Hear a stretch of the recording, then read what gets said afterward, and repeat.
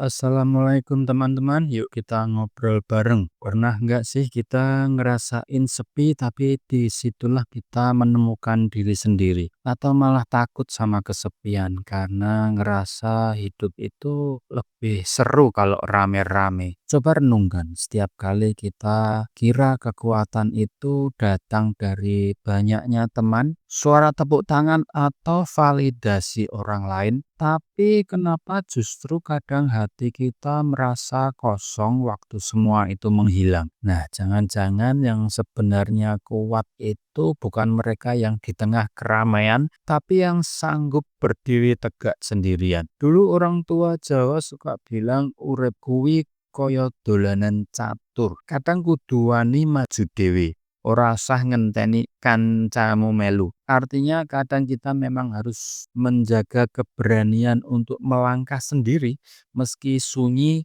supaya tahu kualitas diri kita sendiri. Ini selaras dengan prinsip kedamaian sejati tumbuh di saat kita bisa tenang tanpa perlu sorotan atau tepuk tangan oleh orang lain. Ngomong-ngomong soal hidup modern, siapa sih yang nggak pernah FOMO, ada undangan reuni, gathering, sampai chat grup yang isinya kok kamu nggak nongol sih? Padahal kadang yang kamu butuhin cuman waktu sendiri buat refleksi dan healing. Dan tahu nggak?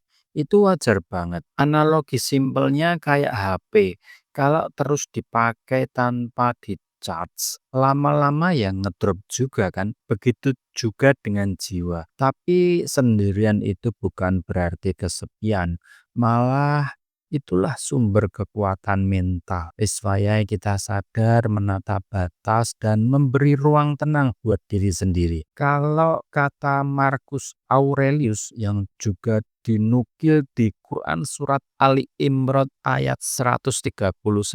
Janganlah kamu merasa lemah dan janganlah bersedih hati, sebab kamu paling tinggi derajatnya jika kamu orang yang beriman. Jadi mundur sejenak dari keramaian itu bukan kemunduran, tapi cara membangun fondasi batin. Nabi Muhammad juga pernah bersabda, barang siapa yang mampu menahan amarah padahal dia kuat untuk melampiaskannya, Allah akan memanggilnya dengan penuh kebanggaan pada hari kiamat. Nah, realitasnya di dunia nyata kadang orang yang tiba-tiba jarang nongol justru lagi upgrade mental, bukan baper atau minder. Aku sendiri pernah ngalamin saat menutup diri dari keramaian dan fokus memperbaiki mindset. Ternyata banyak hal jadi lebih jelas, beban hati berkurang, energi buat hal positif makin bertambah. Kedengaran belak-belakan ya. Ya memang kadang nggak semua orang berani jujur pada diri sendiri. Kadang ketika kamu mulai pilih circle sendiri,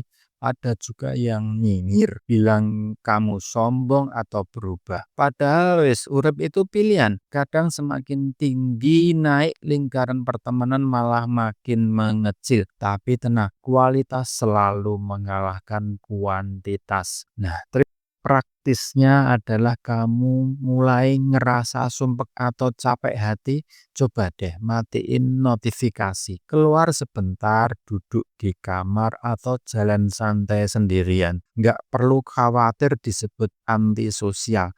Karena kadang kamu jangan sekali-kali takut kalau dianggap aneh karena memilih sendiri. Lawang sing ngerti uripmu ya kowe dhewe. Yang ngerti hidupmu itu ya cuman dirimu sendiri, bukan orang lain.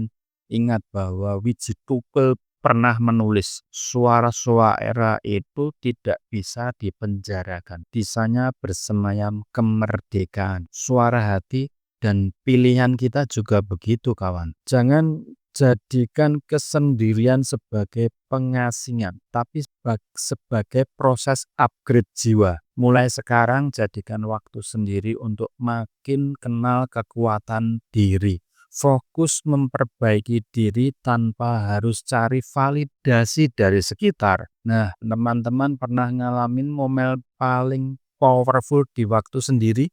Boleh dong di-share pengalaman relate kalian di kolom komentar. Siapa tahu ceritamu bisa jadi inspirasi buat yang lain. Jangan lupa subscribe dan share video ke temanmu jika butuh pencerahan. Wassalamualaikum warahmatullahi wabarakatuh.